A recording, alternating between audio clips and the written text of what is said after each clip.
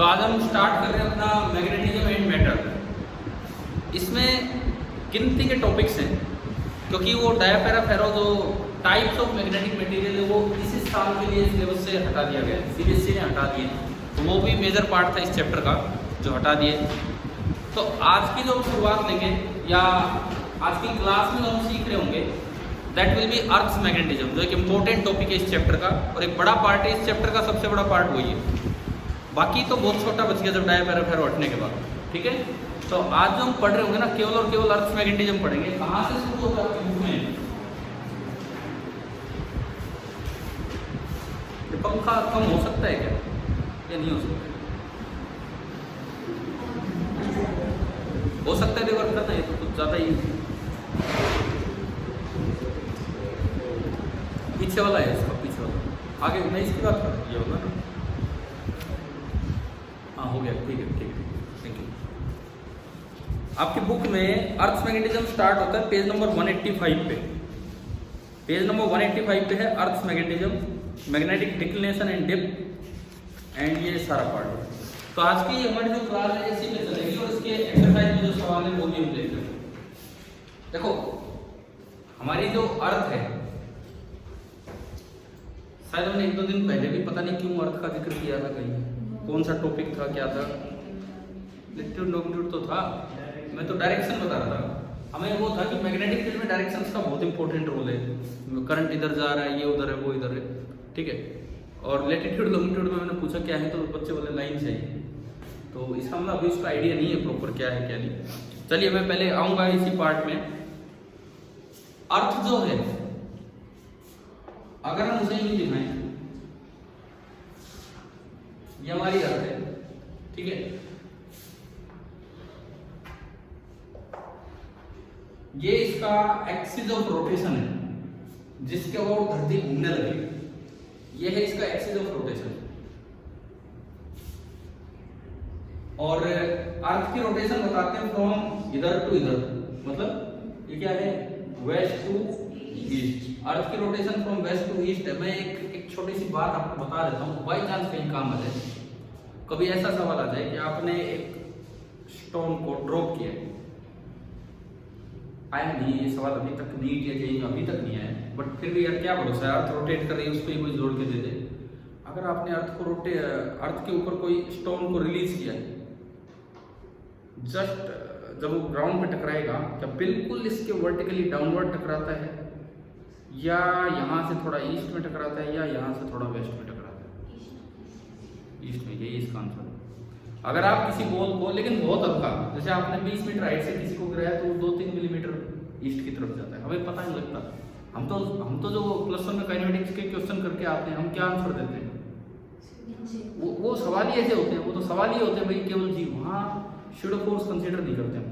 जबकि earth rotate कर रही है, रोटेटिंग फ्रेम इनर्शियल होता है कि नॉन इनर्शियल?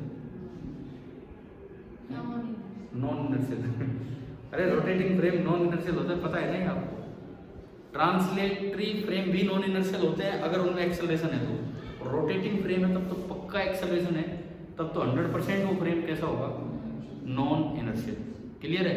तो जब धरती रोटेट करती है, हम तो अर्थ के, मैं ऑब्जर्व कर रहा हूँ, मैं खुद धरती के साथ साथ घूम रहा हूँ, तो मैं एक रोटेटिंग फ्रेम हूँ, इसका मतलब मैं इनर्शियल फ्रेम हूँ कि नॉन इनर्शियल? एग्जैक्टली, तो मैं नॉन इनर्शियल हूँ। बस अर्थ पे हम उसे मान लेते हैं, अजम्पशन है कि हम अपने आप को कैसा मान लेते हैं, इनर्शियल। तो इसी में हम ये 2-3 मिलीमीटर की ये दूरियां इग्नोर कर देते हैं, ठीक है। मैं फिर दोबारा बोल दूँ, अगर कहीं सवाल बन के आए नीट या जेईई में, मोशन का ये सवाल या ग्रेविटेशन का ये सवाल, considering yourself to be a non inertial frame due to rotation of earth, ये लाइन लिखी हो उसमें कहीं, और फिर पूछे कि आपने एक बॉल को ड्रॉप किया है, तो ड्यू टू शूडो फोर्स या जो भी है, जब वो बॉल गिरेगी तो बिल्कुल आपके वर्टिकली नीचे जाके गिरेगी, या थोड़ा ईस्ट में या थोड़ा वेस्ट में, तो क्या आंसर होगा? थोड़ा ईस्ट की तरफ। अभी तो याद ही कर लो बस इस बात को, ठीक है। क्लियर है ये चीज? अब देखिए ये हमारी अर्थ है और ये इसका एक्सिस ऑफ रोटेशन है। मैं अगर अर्थ के ऊपर इस पॉइंट की बात करूं, इस पॉइंट, कोई भी कंट्री है, मैं नहीं कह रहा इंडिया है फिर रोड चाहिए, मान लो कोई भी कंट्री है भाई, कहीं भी है, ठीक है। ये जो कंट्री है, इस कंट्री पे लगातार यूं रोटेशन होने लग रहा है। ये कंट्री यहाँ परमानेंट रेस्ट पे थोड़ी है, कंटिन्यूअसली ये मोशन में है। कोई भी चीज आप ऑब्जर्व करोगे तो बाहर की तरफ एक सेंट्रीफ्यूगल फोर्स लग रहा होगा। पढ़ा है अपने को? किधर लगता है centrifugal force? Away from the centre of the circle. ठीक है, कितना होता है सेंट्रीफ्यूगल फोर्स? होता है कितना होता होगा? अगर मैं आपसे एक बात पूछूं, सुनो, ये एक m मास का पार्टिकल है, ठीक है, ये एक m मास का पार्टिकल है। सेंटर ऑफ द सर्कल से इसका पोजीशन वेक्टर है r, और जो हमारा फ्रेम है, फ्रेम ऑब्जर्वर जैसे अर्थ है, ये घूम रही है विद एंगुलर वेलोसिटी ओमेगा। तो क्या होता है सेंट्रीफ्यूगल फोर्स का general expression? m omega square r। किधर लगेगा? Away from the centre of the circle. ये तब है जब ऑब्जर्वर आप हो जो धरती के साथ साथ घूम रहे हो। असल में और थोड़ा मैं एग्जैक्ट एक्सप्रेशन दूं तो ये होता है सेंट्रीफ्यूगल फोर्स होता है minus m omega cross r। ये होता है ये, आप वेरीफाई कर सकते हो इसे। ओमेगा क्रॉस r किधर है? ओमेगा किधर है? ऊपर, और r किधर है? आगे। ओमेगा क्रॉस r, ओमेगा पता है कि नहीं ऊपर है, ये यूं घूम रही है तो ओमेगा किधर है? ऊपर है। तो ओमेगा क्रॉस r किधर? अंदर। ओमेगा क्रॉस r वेक्टर अंदर है, ओमेगा क्रॉस r वेक्टर है अंदर, और ओमेगा किधर है? ऊपर। अब ऊपर क्रॉस अंदर, ऊपर क्रॉस अंदर किधर है? समझ रहे हो? ओमेगा इधर, ओमेगा इधर आ गया, और बाहर क्या लगा हुआ है? Minus sign. तो फोर्स किधर लगेगा? उस डायरेक्शन। ये एक जनरल एक्सप्रेशन है। अरे इस पे सवाल बन के आ जाए, मैं तो थोड़ा मैकेनिक्स में चला गया, इस पे सवाल बन के आ जाए कि बताओ क्या सेंट्रीफ्यूगल फोर्स इस पार्टिकल की वेलोसिटी पे डिपेंड करती है कि नहीं? अगर उस फ्रेम के रिस्पेक्ट में पार्टिकल मोशन में हो, बिल्कुल नहीं करती। इसमें कहां है? नहीं है उसकी वेलोसिटी। दूसरा सवाल, क्या सेंट्रीफ्यूगल फोर्स उस पार्टिकल की पोजीशन पे डिपेंड करती है कि नहीं? रोटेटिंग फ्रेम पे करती है, क्योंकि इसमें क्या आ रहा है? r।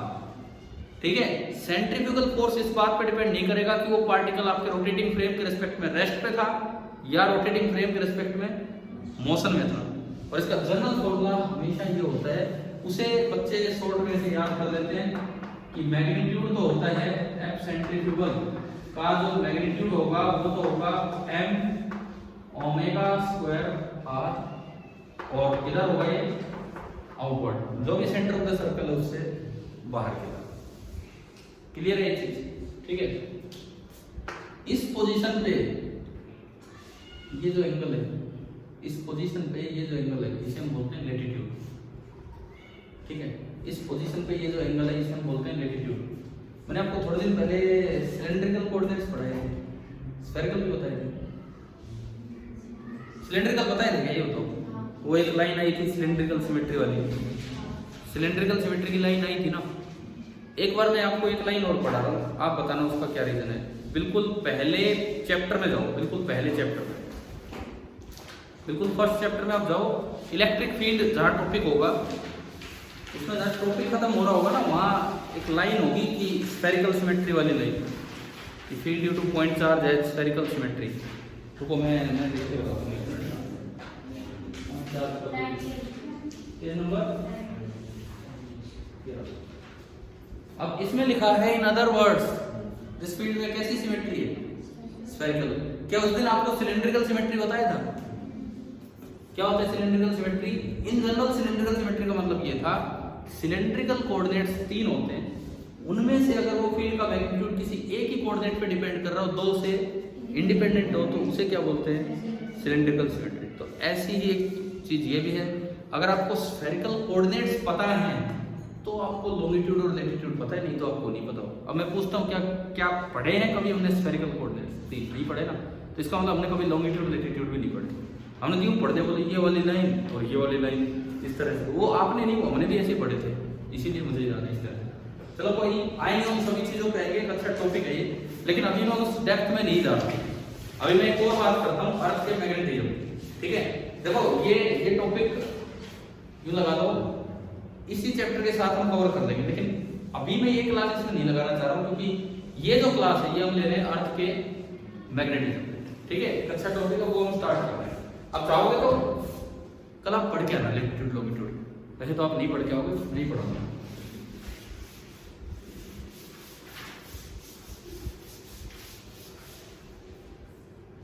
देखो इधर सुनो, ये अर्थ है। सबसे पहले मैं आपको कुछ मैग्नेटिक टर्मिनोलॉजी की तरफ लेके जा रहा हूं। अर्थ का ना एक एक्सिस ऑफ रोटेशन होता है, अर्थ का एक एक्सिस ऑफ रोटेशन है जिसके बाद धरती घूम रही है, इसको बोलते हैं जियोग्राफिक एक्सिस। जियोग्राफिक एक्सिस मतलब धरती का एक्सिस ऑफ रोटेशन। ये एक्सिस इधर जहां अर्थ को कट करता है उसे क्या बोलते हैं? North pole. नॉर्थ डायरेक्शन ही नॉर्थ पोल, जिधर इधर कट करेगा उसे साउथ पोल। मैंने आपको यूं भी बताया था कि किसी भी जगह नॉर्थ डायरेक्शन कैसे निकालनी, बता दिया ना। कोई भी पॉइंट है ग्लोब पे, यहाँ पे टेंजेंट नहीं, पहले तो एक शॉर्टेस्ट कर्व बनाओ नॉर्थ पोल की तरफ, फिर उस पे टेंजेंट डालो, वो नॉर्थ है, पीछे जाओगे साउथ, उसके 90 डिग्री राइट में जाओगे ईस्ट, और लेफ्ट में जाओगे तो वेस्ट। और क्या दो जगहों पे नॉर्थ सेम ही है हर जगह? नहीं है, क्योंकि इधर टेंजेंट ऐसे जाएगी, इधर टेंजेंट ऐसे जाएगी। ये सब तो हमने देख लिया था उससे। ये आपका जियोग्राफिक मेरिडियन है। अब अर्थ जो है ना वो एक मैग्नेट की तरह बिहेव कर रही है। अर्थ एक मैग्नेट की तरह बिहेव कर रही है, तो ऐसा पाया गया, एक अजम्पशन है ये कि अर्थ इस तरह के मैग्नेट की तरह बिहेव कर रही है। जैसे आप यूं मान लो धरती के अंदर एक बहुत बड़ा मैग्नेट दबा हुआ है जिसने मैग्नेटिक फील्ड फैला रखा है, बहुत बड़ा मैग्नेट, ठीक है। और उसका जो साउथ की तरफ पोल है ना वो किस तरह काम कर रहा है? नॉर्थ पोल की तरह। और उसका जो नॉर्थ की तरफ पोल है वो किस तरह काम कर रहा है? साउथ। साइंटिस्ट में बड़ा मतभेद है, कई कहते हैं इसको नाम दो नॉर्थ पोल, क्योंकि काम किस तरह कर रहे हैं? नॉर्थ की तरह। कई कहते हैं क्योंकि ये साउथ की तरह है, इसको नाम क्या दो? South pole. बड़ा कंफ्यूजन रहता है इसमें, ठीक है। इसीलिए क्या किया गया, इसे मिलता जुलता नाम मैं बताता हूँ। ये लाइन इसको बोलते हैं मैग्नेटिक एक्सिस ऑफ अर्थ, समझ लो। This line is known as magnetic axis of earth. क्या सुनो मैं, ये नॉर्थ पोल की तरह काम करता है। इधर सुनो, जहां ये लाइन धरती को कट करती है उसको नाम दिया जाता है साउथ मैग्नेटिक पोल, लेकिन ये एक्ट किस तरह करेगा? नॉर्थ पोल की तरह। जहां ये लाइन धरती को कट करती है उसको नाम दिया जाता है नॉर्थ मैग्नेटिक पोल। ये कनाडा में है और ये अंटार्कटिका में। आजकल ये कनाडा में चल रहा है और ये अंटार्कटिका में चल रहा है। देखो इस क्लास में पूरा नहीं होने वाला अर्थ फैक्टर, ठीक है, लेकिन हम कोशिश करेंगे कल तो ये काम पार्ट कंप्लीट होने से, ठीक है। 2 दिन में नहीं, 3 दिन में हो जाएगा चैप्टर, कोई बात नहीं, लेकिन ध्यान से समझिएगा। ये कनाडा में है और ये अंटार्कटिका में है। आजकल का मतलब अगले 100 साल, ये धीरे धीरे चेंज होते हैं, धीरे धीरे, ठीक है। अब ये है नहीं भाई कभी धरती खोद के लग जाओ बोलो चुंबक निकाल के लाऊंगा, ये है नहीं कुछ ऐसा। ये तो माना गया है कि इस तरह का है, क्योंकि फिर इसकी फील्ड लाइन ऐसी बनेगी कि अर्थ की सरफेस पे यूं रहेगी। फील्ड लाइन ऐसी बनेगी कि अर्थ की सरफेस पे यूं रहेगी। ये जो आपका है इसे क्या नाम दिया गया है? Magnetic axis of earth. Magnetic axis of earth, समझ लो। अब यहाँ पे वर्टिकल प्लेन्स डिफाइन हुए। वर्टिकल प्लेन्स का क्या मतलब है? देखो ये किसी भी जगह 2 प्लेन्स डिफाइन हुए, एक को बोलते हैं जियोग्राफिक मेरिडियन और एक को बोलते हैं मैग्नेटिक मेरिडियन। ऐसा पाया गया, जैसे मैं यहाँ हूँ, मैं यहाँ खड़ा हूँ, सपोज मैं आपकी तरह बात करूँ, आगे नॉर्थ है, पीछे साउथ है, उधर ईस्ट है, इधर वेस्ट है। कोई आपसे पूछे कि भाई यहाँ का जियोग्राफिक मेरिडियन प्लेन कौन सा है, तो आप पहले नॉर्थ का पता लगाओ। कैसे पता लगाना है वो बता दिया मैंने आपको, टेंजेंट डाल के नॉर्थ का पता लगा लिया आपने। नॉर्थ की तरफ मुंह करके खड़े हो जाओ और ये जो वर्टिकल प्लेन होगा, सपोज ये सामने नॉर्थ है, पीछे साउथ है, नॉर्थ की तरफ मुंह करके आप खड़े हो जाओ, जो वर्टिकल प्लेन होगा उसे नाम दिया जाता है जियोग्राफिक मेरिडियन। भाई मान लो मुझे पता लगा कि इस कमरे में नॉर्थ आगे और साउथ पीछे, तो मैं नॉर्थ की तरफ मुंह करके खड़ा हो जाऊं, ये जो वर्टिकल प्लेन बना, ये एक सीधी दीवार में खींच दो यहाँ, तो इस प्लेन को हम क्या बोलेंगे? Geographic meridian. जियोग्राफिक मेरिडियन का मतलब आ गया समझ में? It is simply a vertical plane और कुछ नहीं, ठीक है, containing the north south direction. Clear है? अब एक और टर्म डिफाइन होती है यहाँ, मैग्नेटिक मेरिडियन। मैग्नेटिक मेरिडियन क्या होता है? किसी भी जगह आप एक मैग्नेट को फ्रीली सस्पेंड कर दो, वो कहीं ना कहीं किसी डायरेक्शन में जाकर रुकेगा अर्थ पे। मान लो वो नीडल यूं रुकी, सपोज एक वर्टिकल प्लेन बना दो जो इस लाइन को लेते हुए बना दो, ये जो प्लेन बनेगा ना, ये वर्टिकल प्लेन, इसे क्या बोलेंगे?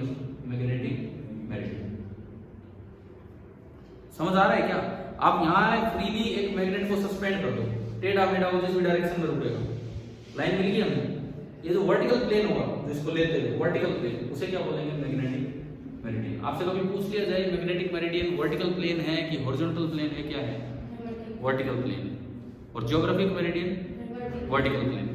और एक जगह पे मैग्नेटिक और ज्योग्राफिक मेरिडियन के बीच में थोड़ा थोड़ा एंगुलर डिफरेंस होता है कि भाई ये ज्योग्राफिक मेरिडियन इधर है, मैग्नेटिक मेरिडियन इधर है। ठीक है, सबसे पहले मैं डायरेक्ट उस चीज पे चलता हूँ। देखिए, मान लो आप किसी लोकेशन पे हैं, मान लो आप यहाँ, सपोज आप यहाँ पे, ठीक है,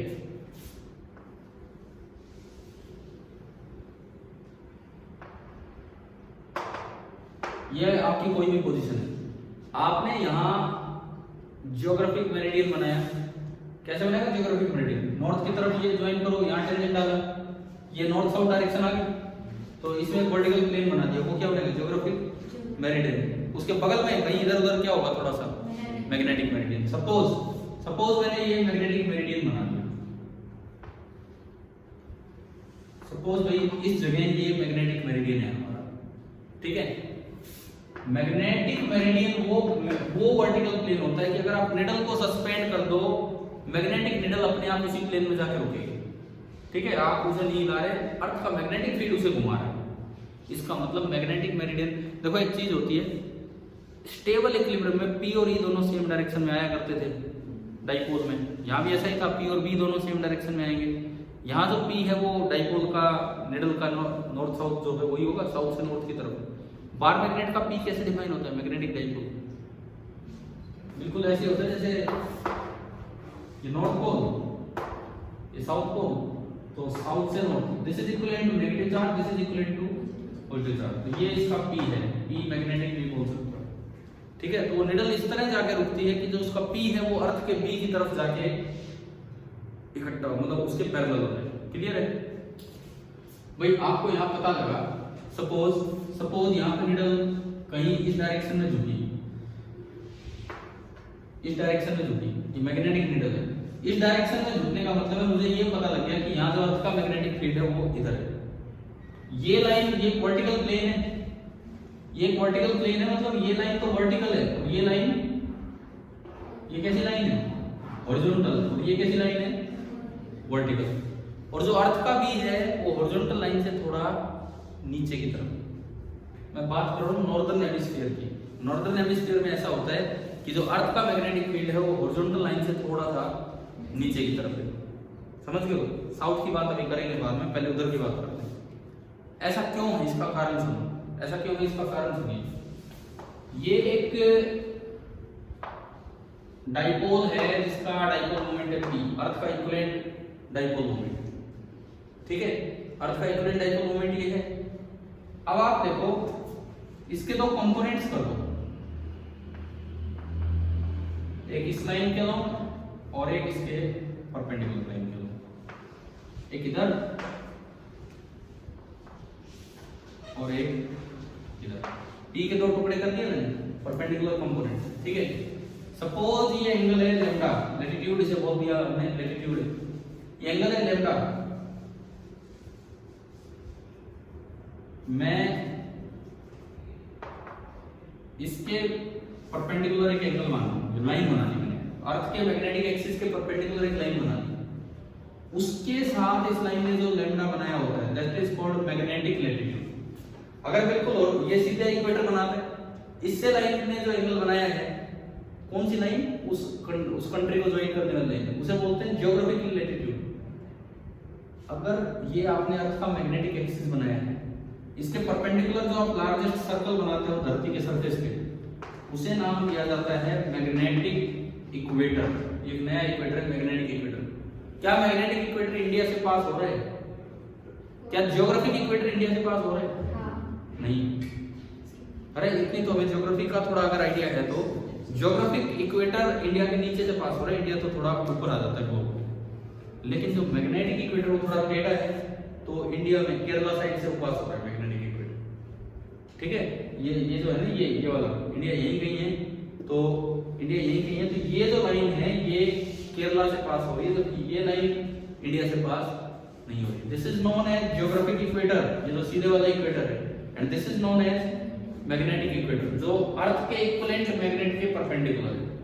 मैग्नेटिक इक्वेटर के साथ आपका ये जो रेडियस वेक्टर है, उसने जो एंगल बनाया है उसे क्या नाम देते हैं? Magnetic latitude. ठीक है, अब देखिए ये लैम्डा एम, ये कितना बना 90 माइनस लैम्डा एम, ये भी कितना हो जाएगा? ये लैम्डा एम हो गया। तो ये पी था, इधर का कंपोनेंट हुआ पी कोस लैम्डा एम, और इधर कंपोनेंट क्या हुआ? P sine lambda M. कुछ टर्म्स मैं शुरू में क्लियर करना भूल गया, ये ज्योग्राफिक इक्वेटर ना ज्योग्राफिक एक्सिस, उसके परपेंडिकुलर लार्जेस्ट सर्कल होता है ज्योग्राफिक इक्वेटर। ये मैग्नेटिक एक्सिस, उसके परपेंडिकुलर जो लार्जेस्ट सर्कल होता है उसे क्या बोलते हैं? Magnetic equator. ज्योग्राफिक इक्वेटर से आपकी कंट्री की पोजीशन को बोलते हैं ज्योग्राफिक लैटिट्यूड, और मैग्नेटिक इक्वेटर से आपकी कंट्री की पोजीशन को बोलते हैं मैग्नेटिक लैटिट्यूड। ठीक है, मैंने अर्थ का इक्विवेलेंट पी बनाया, उसके दो टुकड़े कर दिए। दो टुकड़े करने का ये फायदा हुआ, इसके लिए तो वो कंट्री इक्वेटोरियल पे है, इस डाइपोल के तो वो इक्वेटोरियल पे है, और इस डाइपोल के वो एक्सिस पे है। समझ आ रहा है क्या? समझ आ रहा है? इक्वेटोरियल पे बी किधर होगा? पी की डायरेक्शन में, अपोजिट डायरेक्शन में। इक्वेटोरियल पे बी किधर होगा? अपोजिट डायरेक्शन में। तो ये यूं है, तो यहां जो बी बनेगा वो इधर बनेगा। This will be horizontal component of B. Equatorial पे जो बी होगा वो ऐसे बनेगा इधर। भाई इस मैग्नेट को देखो, इस मैग्नेट को, क्या इसके लिए वो इक्वेटोरियल पे है कि नहीं? परपेंडिकुलर बाइसेक्टर पे। तो जो बी होगा वो किधर होगा? पीछे होगा, वो हॉरिजॉन्टल लाइन है। तो बीएच इक्वेटोरियल पे फॉर्मूला kp/r³ होता है minus kp/r, minus kp/r³। To तो नहीं आता उसमें, माइनस का तो मतलब ये है कि वो डायरेक्शन होती है। k की जगह होता है μ0/4 पाई, p की जगह p cos lambda m, p cos lambda m divided by r, ये धरती का रेडियस है। एक बार बताओ, bh समझ आया कि इधर कैसे होगा? अब दूसरा कंपोनेंट और है p का, ये क्या है? p sin lambda. इसके लिए वो कंट्री, इस मैग्नेट के लिए कंट्री एक्सिस पे की कंट्री, एक्सिस पे b की डायरेक्शन क्या होगी? तो p की p इधर है, तो इसका मतलब ये वर्टिकल डायरेक्शन वाला इधर होगा। This is b vertical, b इसको z से रिप्रेजेंट कर देते हैं कई बार। b कितना होगा? एक्सिस पे क्या फॉर्मूला होता है?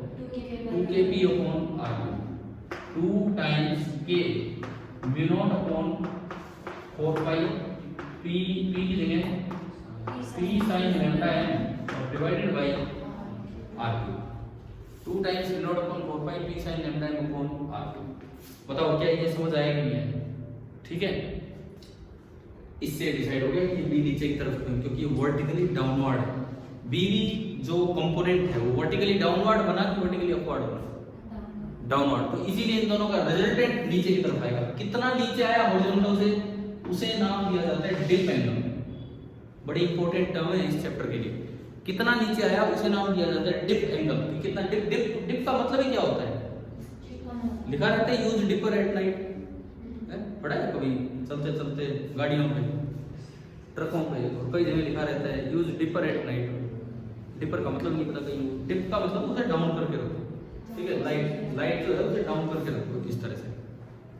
क्लियर है नहीं चीज? तो ये डिप एंगल है, और यहां से देखो जब आपने इतना पढ़ा है तो थोड़ा अच्छा सा रिलेशन आ रहा है मैग्नेटिक लैटिट्यूड के साथ डिप एंगल का रिलेशन। किसी भी कंट्री के मैग्नेटिक लैटिट्यूड के साथ वहां के डिप एंगल का रिलेशन कैसे आ रहा है? देखिए tan डेल्टा कितना होगा इस ट्रायंगल से? परपेंडिकुलर ये BV और अपॉन BH। तो अगर मैं डिप एंगल देखूं, dip angle tan delta that is equal to BV upon BH। मैं साइंटिज्म एक लेक्चर में पूरा करना ही नहीं चाह रहा एक्चुअली, क्योंकि ये हो जाए शॉर्ट में बहुत जल्दी हो जाए, लेकिन फिर अच्छा टॉपिक है तो यूं ही मिस होगा। हम आज और कल की पूरी क्लासेस पे लगा रहे, फिर एक दिन और दे देंगे इस चैप्टर में। ठीक है, tan डेल्टा होता है BV अपॉन BH। बताओ वहां से BV अपॉन BH करेंगे तो क्या बचेगा? BV अपॉन BH करेंगे तो 2 बचेगा, सब कुछ कटेगा और क्या बचेगा? tan of lambda. समझ आ गया?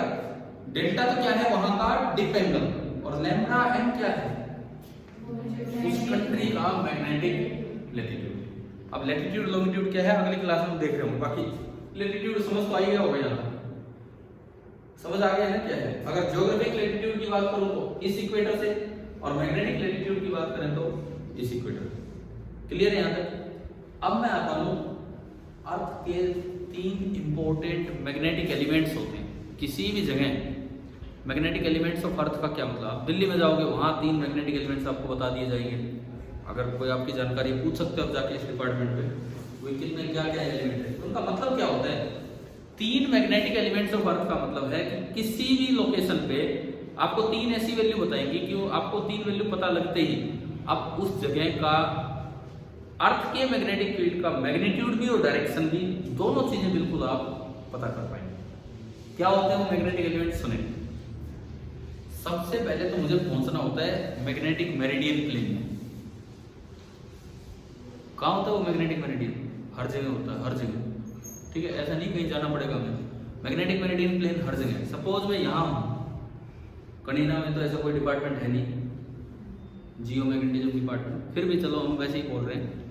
मान लो किसी ने, मैंने पूछा भाई बताओ यहाँ पे मैग्नेटिक मेरिडियन कितना इधर या उधर है, तो उन्होंने बता दिया 17 डिग्री ईस्ट। क्या मतलब है इस बात का, 17 डिग्री ईस्ट। देखो पहले नॉर्थ की तरफ मुंह करके खड़े हो जाओ, आपको नॉर्थ और साउथ तो पता लगाने आगे, जो ज्योग्राफिक नॉर्थ साउथ है, ज्योग्राफिक नॉर्थ साउथ की तरफ मान लो आगे नॉर्थ है, नॉर्थ की तरफ मुंह करके खड़ा हो गया, तो ये मुझे एक ज्योग्राफिक मेरिडियन मिला। अब मुझे बोला गया कितना साइड में है, 17 डिग्री किधर, ईस्ट किधर है मेरे, उस साइड। तो मैं यहाँ से 17 डिग्री मुड़ जाऊं और ये एक वर्टिकल प्लेन बना दूं, ये क्या मिल गया मुझे, मैग्नेटिक मेरिडियन। अगर वो बोल देते 12 डिग्री वेस्ट, तो मैं यहाँ से उधर टर्न हो जाता और ये क्या बन जाता वहां का मैग्नेटिक मेरिडियन। है तो वर्टिकल प्लेन ये, समझ आया। ज्योग्राफिक मेरिडियन और मैग्नेटिक मेरिडियन के बीच के एंगल को क्या बोलते हैं, डिक्लिनेशन। किसी भी जगह ज्योग्राफिक मेरिडियन और मैग्नेटिक मेरिडियन, लिखने का कुछ नहीं, आज समझने का है, ढंग से समझो। किसी भी जगह ज्योग्राफिक मेरिडियन और मैग्नेटिक मेरिडियन के बीच के एंगल को हम क्या बोलते हैं, मैग्नेटिक डिक्लिनेशन। समझ गए ना। डिक्लिनेशन एक हॉरिजॉन्टल एंगल है कि वर्टिकल एंगल, वर्टिकल कैसे हुआ है, वर्टिकल हुआ ही कैसे, आप बताओ। अभी मैं ज्योग्राफिक मेरिडियन की तरफ खड़ा था, मैंने बोला 12 डिग्री ईस्ट, 17 डिग्री ईस्ट, तो मैं यूं घुमा रहा हूं, ये वर्टिकल एंगल है कि हॉरिजॉन्टल, हॉरिजॉन्टल एंगल। वो दो प्लेन्स के बीच का एंगल, 2 वर्टिकल प्लेन्स के बीच का एंगल कैसा होगा, हॉरिजॉन्टल। जैसे बुक के 2 पेज है, वो खोल दिए तो उनके बीच का एंगल कैसा होगा आपका, हॉरिजॉन्टल होगा, ठीक है। पहली एलिमेंट आपको समझ आया, 3 मैग्नेटिक एलिमेंट्स में से पहला एलिमेंट है मैग्नेटिक डिक्लिनेशन, जिसने हमें उस प्लेन में पहुंचाया है जहां अर्थ का मैग्नेटिक फील्ड हमें मिलने वाला है। मान लो आप पहुंच गए ज्योग्राफिक मेरिडियन में ना, मैग्नेटिक मेरिडियन में। मैं एक बार यहाँ डायग्राम से आपको बना के दिखाऊं। देखिए सपोज मैं आ गया मैग्नेटिक मेरिडियन में, और ये है उस जगह का मैग्नेटिक मेरिडियन, ठीक है। ये मैग्नेटिक मेरिडियन कहां से मिला होगा मुझे, वही साइड में कहीं,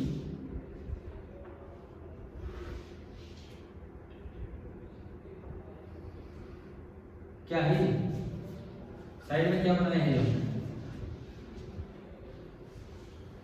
अब यूं बताओ कि बुक के 2 पेज की तरह नजर आ रहे हैं, ये कहीं था ज्योग्राफिक मेरिडियन, और ये मुझे क्या मिला, मैग्नेटिक मेरिडियन। ज्योग्राफिक मेरिडियन और मैग्नेटिक मेरिडियन के बीच का एंगल हॉरिजॉन्टल है कि वर्टिकल, हॉरिजॉन्टल। इस एंगल को ना हमें यूं दिखाना चाहिए,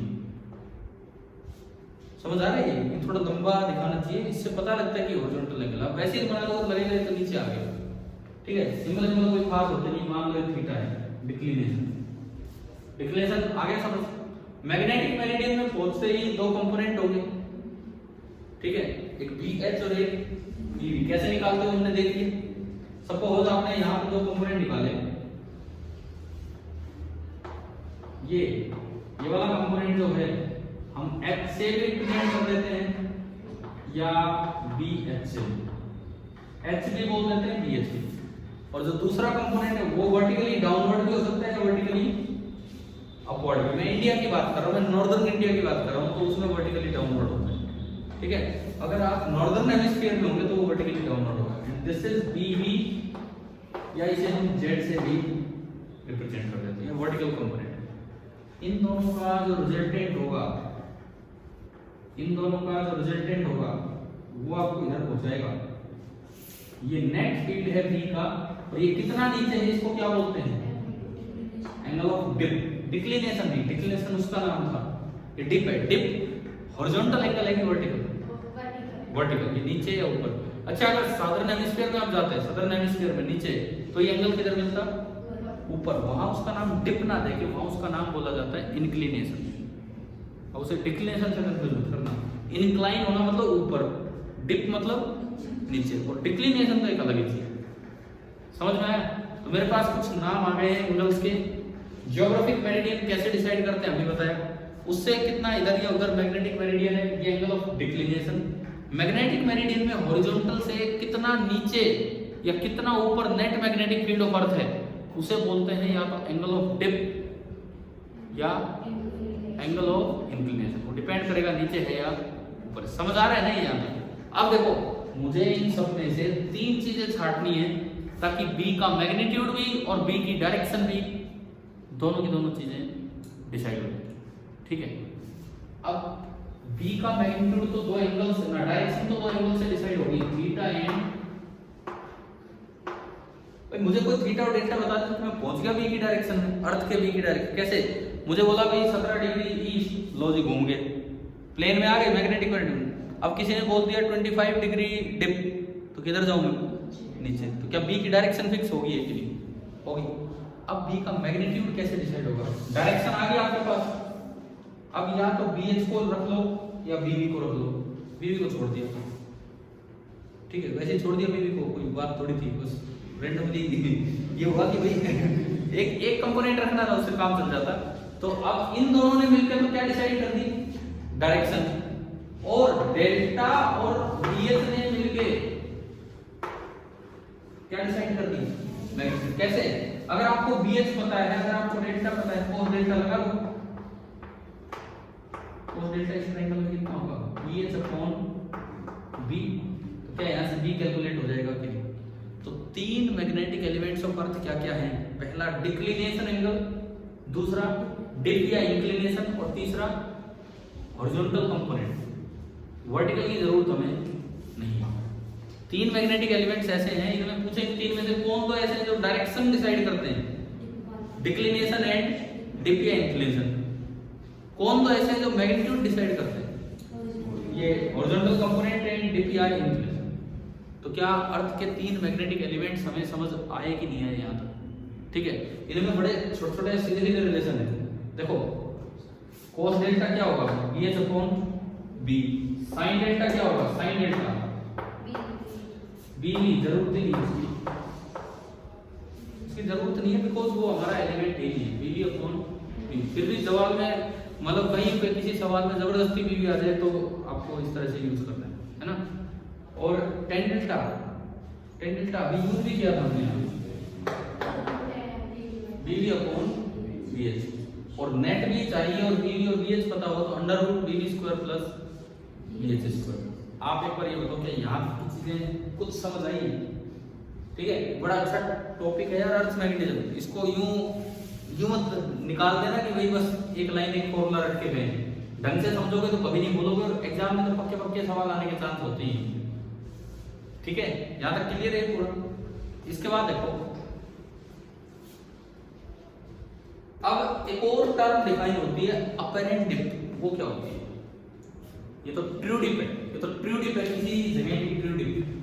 अपरेंट डिप का क्या मतलब होता है? सुनिए, अपरेंट डिप का क्या मतलब होता है कि आप किसी लोकेशन पे खड़े हो और आपको ये नहीं पता कि मैग्नेटिक मेरिडियन किधर है। मतलब मुझे थीटा नहीं पता। अगर मुझे थीटा नहीं पता तो क्या मैग्नेटिक मेरिडियन पता होगा? नहीं पता।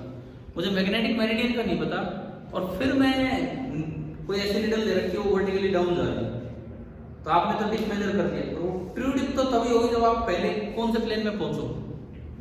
Magnetic meridian. और किसी भी प्लेन में आप मेजर करोगे तो उसे क्या बोलते हैं? Apparent dip. ट्रू डिप और अपरेंट डिप में क्या रिलेशन होता है? ठीक है, इन पे सवाल आ जाता है, बताओ, याद है कुछ है? बताओ तो, कुछ भी बोलो, थोड़ा उससे मिलता जुलता ही बोल दो तो भी मैं बता दूंगा। ठीक है आगे बोलो ना। कोस ऑफ ट्रू डिप, सुनो इधर सुनो। हाँ मतलब कोस ट्रू डिप का नहीं आता, कोस आता है किसका, angle between your plane of measurement and magnetic meridian. देखो बताता हूँ, इधर सुनिए। सपोज आपका जो प्लेन ऑफ मेजरमेंट है वो ये, आपका प्लेन ऑफ मेजरमेंट ये है, कोई वर्टिकल प्लेन, मुझे नहीं पता कहाँ मैग्नेटिक मेरिडियन था, लेकिन सपोज मैग्नेटिक मेरिडियन इधर पे था, वो मैंने वो येलो कलर से दिखाया दोबारा उस तरह का, ये मैग्नेटिक मेरिडियन। और इस मैग्नेटिक मेरिडियन और इस वर्टिकल प्लेन के बीच का जो एंगल है वो कितना है, अल्फा मान लिया, थीटा क्यों बोलते हो, थीटा तो हमने जो सिंबल दिया ना ज्योग्राफिक मेरिडियन और मैग्नेटिक मेरिडियन का दिया। This is any arbitrary VP, VP मतलब वर्टिकल प्लेन, कोई भी वर्टिकल प्लेन जहां आप डिप सर्कल लेके बैठे। डिप सर्कल एक ऐसी चीज होती है जो डिप एंगल मेजर करती है, ऊपर नीचे कितना है ना। आप डिप सर्कल लेके बैठो, अब देखो सुनो, नेट फील्ड तो अर्थ का मैग्नेटिक मेरिडियन में होता है, और आप तो बगल में कोई प्लेन में मेजर कर रहे हो, तो बीएच का कितना कंपोनेंट उधर पहुंच पाएगा। देखो उस प्लेन में तो पूरा बीएच अवेलेबल था, उस प्लेन में तो पूरा बीएच अवेलेबल था, लेकिन इस प्लेन में जब आप देखोगे तो उसका एक कंपोनेंट ही तो पहुंच पा रहा है। समझ आ रहा है क्या? तो बीएच का इधर जो कंपोनेंट आएगा इधर, that is just BH cos alpha. भाई ये मैग्नेटिक मेरिडियन था, वहां अर्थ का नेट बीएच है, लेकिन मैं एक और वर्टिकल प्लेन साइड में लेके बैठा हूं, तो उस बीएच का थोड़ा कंपोनेंट ही तो इधर आएगा, कितना आएगा, बीएच कोस अल्फा। तो अर्थ का जो मैग्नेट है, अर्थ का ये जो बड़ा सा मैग्नेट है, इसके फील्ड का एक कंपोनेंट इधर आ पाया, और वो कितना है, बीएच इनटू कोस अल्फा। बीबी कॉमन है, कैसे, बीबी कॉमन है कैसे, ये देखो ना आप, ये दो प्लेन है, ये दो प्लेन है, ठीक है, गड़गड़ाने लग गया तो बीबी कॉमन कैसे है, इधर सुनो, अरे कैसे कॉमन सुनिए भाई, ये दो प्लेन्स है, ये दो प्लेन्स है, क्या इनकी वर्टिकल लाइन कॉमन है कि नहीं, तो उसमें जो बीवी होगी, उसमें तो बीवी होगा, वही बीवी पूरा इसमें होगा, कोई कंपोनेंट तो करने की जरूरत नहीं, समझ रहे हो। तो बीवी में तो हमें कोई कंपोनेंट देखना ही नहीं है, this is BV and this is BH cos alpha. तो आपको जो दिखेगा ना, असल में जो डिप दिखेगा वो तो ये दिखेगा, ये वर्टिकल एंगल है, जबकि डिप था कितना, उस प्लेन में दिखता असली डिप, तो बीएच ऊपर रखता, बीवी नीचे, और फिर वो बीच में जाता। अब ये ऊपर वाला तो कम ही आया है, कितना है, बीएच कोस अल्फा। इस वर्टिकल प्लेन में इस लोकेशन पे एक अपैरेंट डिप हमने मेजर किया, उसे हम क्या बोल रहे हैं, डेल्टा डैश से रिप्रेजेंट करो, this is the apparent dip at location alpha. आप एक प्लेन अल्फा एंगल पे ले रहे हो, ठीक है। अब ट्रू डिप और अपैरेंट डिप में क्या रिलेशन होता है वो समझो। अगर आप ट्रू डिप मेजर करते हैं तो tan डेल्टा कितना होता है, बीवी अपॉन बीएच। अगर मैं अपैरेंट डिप मेजर करूं तो tan डेल्टा डैश कितना होगा, बीवी बाई बीएच कोस अल्फा। बीवी बाई बीएच की जगह में क्या लिख सकता हूं, tan डेल्टा। तो ये आपका बना tan delta dash, tan delta upon cos alpha. और इसको हम अक्सर इस तरह याद कर लेते हैं, इसको इधर लाओ, इसको भी इधर लाओ, इधर आएगा तो 1 अपॉन tan डेल्टा, समझ रहे हो, और इसको उधर ले जाओ 1 upon tan delta dash. 1 upon tan delta dash is, अरे दोनों साइड रेसिप्रोकल ले लो, इधर उधर मतलब reciprocal. 1 upon tan delta dash कितना होगा, cot delta dash, cot delta dash 1 upon tan delta कितना होगा, और ये cos अल्फा ऊपर आ जाएगा।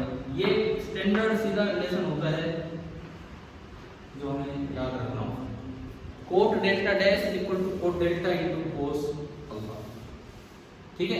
अगर आप किसी अल्फा एंगल वाले साइड वाले प्लेन में जाके डिप मेजर कर रहे हैं तो अपैरेंट डिप देगा और इतनी देगा। एक और सवाल, अपैरेंट डिप ट्रू डिप से ज्यादा होती कि कम, अपैरेंट डिप ट्रू डिप से ज्यादा होती कि कम, यहां मत देखो यार, यहां मत देखो, यहां देखो, कम। मैं समझाता हूं, इधर देखो, सुनो इधर सुनो। वो जो पिछला प्लेन था ना ट्रू डिप वाला, उसमें तो BHP बराबर का था, DB थी लेकिन BHP बराबर का था। यहाँ ये विचार तो जरा सही है, चली किसके लिए? अरे तो वो तो और ज्यादा नहीं गए के नीचे, बीबी की तरफ ज्यादा वो होगा, तो बताओ डेल्टा डैश डेल्टा से ज्यादा होगा कम होगा?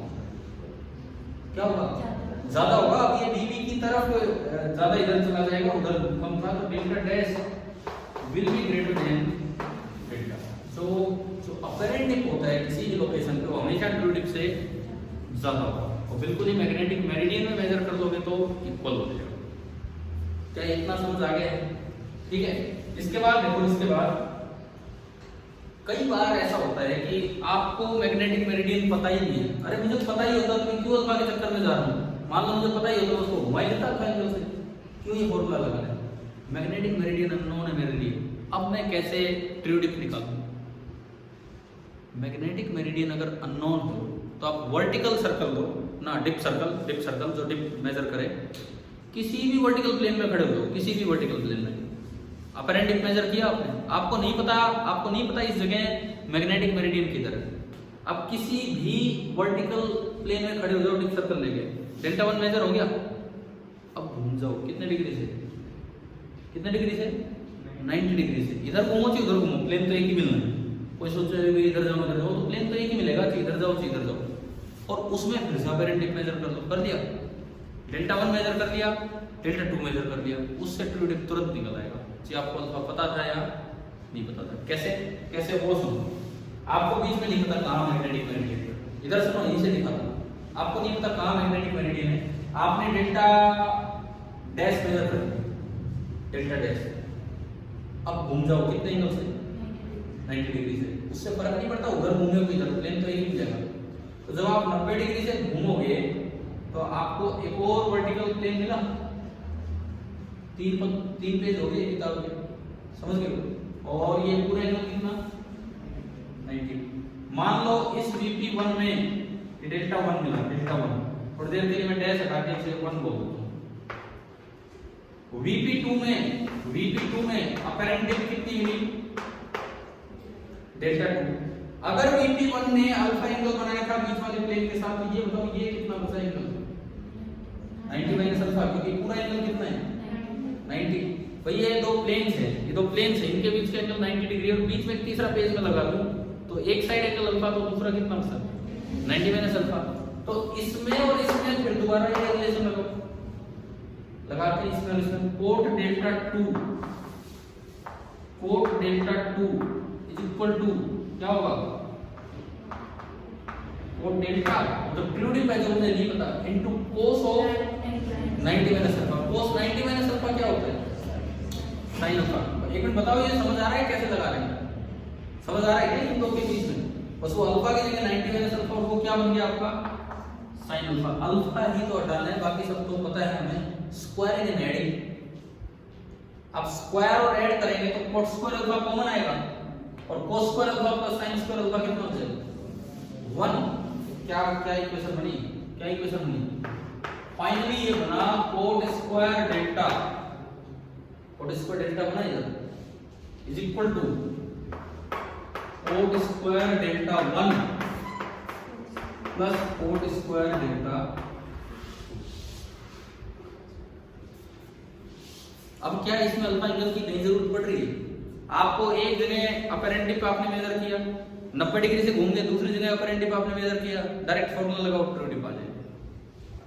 ठीक है। और एक साल तो यार ऐसे ही वो किस्मत की बात होती है बच्चों की, इस तरह की किस्मत थी कि जस्ट नीट के लिए रिवीजन सा ही चल रहा था क्लास में, फटाफट मतलब कुछ टॉपिक्स, कुछ शायद 5-6 साल पहले की बात है, और ये भी टॉपिक उस दिन रिवाइज हुआ, और अगले दिन नीट में ये एज इट इज क्वेश्चन आ गया, ये वाला मतलब वैल्यू भी पुट नहीं करनी, एज इट इज आ गया कि एक प्लेन में डेल्टा 1 एंगल है, एक प्लेन में डेल्टा 2 है, तो बताओ वहां ट्रू डिप कैसे निकलेगी? 4 रिलेशन दे रखे, वो तो एज इट इज ही आ गया। और नीट में या जेईई में ज्यादातर क्वेश्चन एज इट इज आते हैं, थोड़ी वैल्यूज अलग हो जाती है, लेकिन ज्यादातर क्वेश्चन एज इट इज। वो किस्मत की बात होती है, बच्चा उस दिन पढ़ के गया है, कितने दिन पहले पढ़ा है, इस तरह का काम।